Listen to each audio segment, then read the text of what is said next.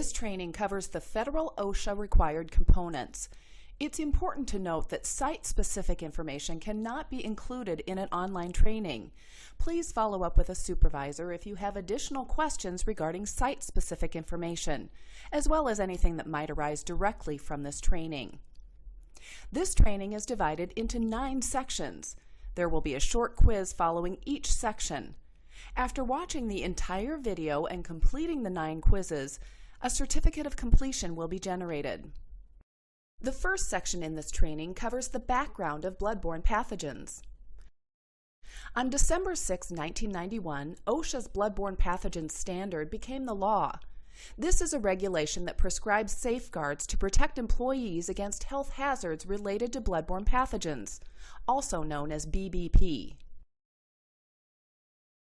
Bloodborne pathogens. Pathogenic microorganisms that are present in human blood and can cause disease in humans. These pathogens include, but are not limited to, hepatitis B virus, hepatitis C virus, and human immunodeficiency virus. The Bloodborne Pathogens Standard was revised by the Needle Stick Safety and Prevention Act of 2000. This act further detailed OSHA's requirement for employers to identify, evaluate, and implement safer medical devices, which must be used to reduce or eliminate exposure. The Act also mandated additional requirements for maintaining a SHARPS injury log and for non-managerial healthcare employees to evaluate and participate in choosing SHARPS devices. These employees must be responsible for direct patient care and have the potential to be exposed to injuries from contaminated SHARPS. Contaminated. The presence or the reasonably anticipated presence of blood or other potentially infectious materials on an item or surface. The Needle Stick Safety Act directed OSHA to revise its bloodborne pathogen standard, and this revision took effect April 18, 2001. Some states have OSHA-approved job safety and health programs operated by individual states. These are known as state plan states. Currently, 26 states, plus Puerto Rico and the U.S. Virgin Islands, have an OSHA-approved state plan. This plan must meet the minimum enforcement requirements of federal OSHA. Many of these states have requirements far exceeding federal OSHA, especially in areas specific to that state, such as mining or petroleum. Please be aware that some state plans only cover certain groups of employees. The following states have OSHA-approved state plans: Alaska, Arizona, California, Connecticut, Hawaii, Illinois, Indiana, Iowa, Kentucky, Maine, Maryland, Michigan, Minnesota, Nevada, New Jersey, New Mexico, New York, North Carolina, Oregon, Puerto Rico, South Carolina, Tennessee, Utah, Vermont, Virgin Islands, Virginia, Washington, and Wyoming. State plan states and federal OSHA. This training is based on federal OSHA guidelines. At the conclusion of this training, there will be an opportunity to check your state to determine if there are differences between federal OSHA BBP and your state's BBP guidelines. States with more stringent requirements will be briefly addressed individually at the end of the training. OSHA's Bloodborne Pathogens Standard, including its 2001 revisions, applies to all employers who have an employee with occupational exposure. This means reasonably anticipated skin, eye, mucous membrane, or parenteral contact with blood or other potentially infectious material, also known as OPIM, that may result from the performance of the employee's duties. These employers must implement the requirements in the standard. Some of the provisions in the standard apply only to healthcare settings, But other provisions, particularly the requirements to update the exposure control plan and to keep a SHARPS injury log, apply to non-healthcare as well as healthcare settings. OSHA's Bloodborne Pathogens standard applies to all employers with employees who have occupational exposure to blood or other potentially infectious materials, regardless of how many workers are employed. Other potentially infectious materials.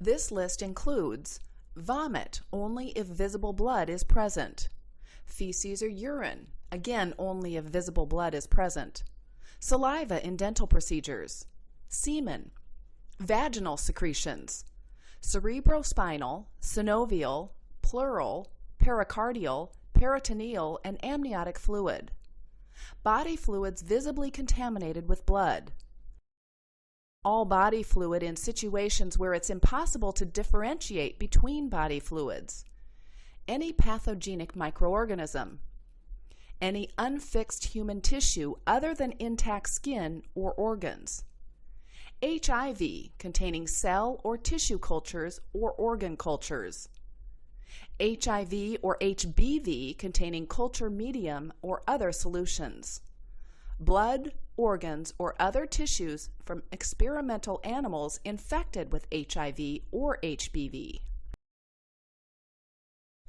However, the offices and clinics of medical doctors and dentists, and those with fewer than 10 employees company-wide at all times of the year, are exempt from the requirement to keep a log of occupational injuries and illnesses, and thus exempt from maintaining a SHARPS injury log.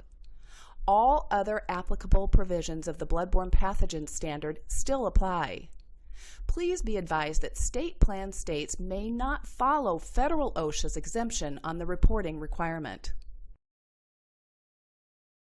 Listed are several of the occupations that are covered by the BBP standard: physicians, physician assistants, nurses, nurse practitioners, and healthcare employees of clinics and offices; employees of clinical and diagnostic laboratories; housekeepers in healthcare facilities; employees in hospital laundries or commercial laundries that serve healthcare or public safety institutions;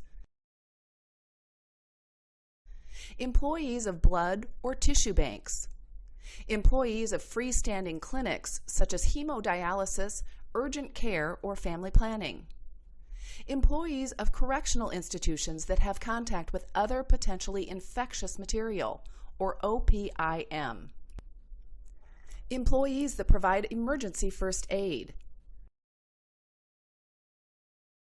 dentists, dental hygienists, dental assistants, and dental laboratory technicians; hospice employees; home health care employees; employees of nursing homes and long-term care facilities;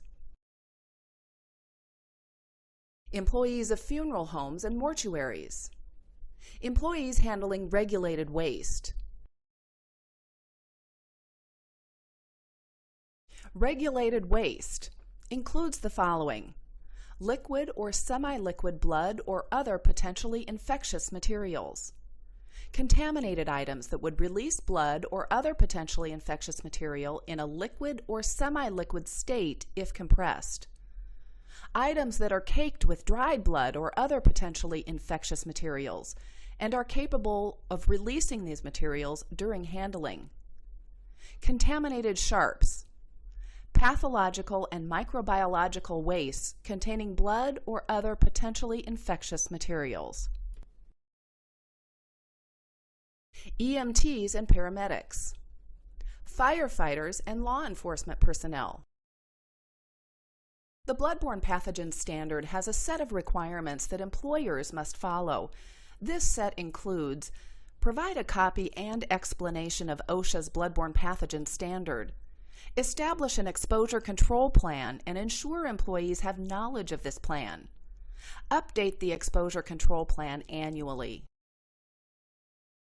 implement the use of standard precautions. Standard precautions: a set of precautions designed to prevent transmission of bloodborne pathogens. Under standard precautions, blood and certain bodily fluids of all patients are considered potentially infectious for bloodborne pathogens. Identify and use engineering controls. Engineering controls. Control measures such as sharps disposal containers, self-sheathing needles, and safer medical devices that isolate or remove the bloodborne pathogens hazard from the workplace. Identify and ensure the use of work practice controls. Provide personal protective equipment or PPE as needed. Use labels and signs to communicate hazards. Make available hepatitis B vaccinations to all employees with occupational exposure. Occupational exposure. Reasonably anticipated skin, eye, mucous membrane, or parenteral contact with blood or other potentially infectious material that may result from the performance of an employee's duties. Make available post-exposure evaluation and provide follow-up for any occupationally exposed employee who experiences an exposure incident. Exposure incident. Specific eye, mucous membrane, non-intact skin, or parenteral contact with blood or other potentially infectious materials that results from the performance of an employee's duties. Provide information and training to employees at least annually. Maintain employee medical and training records. Many of these requirements will be explained in detail throughout this training.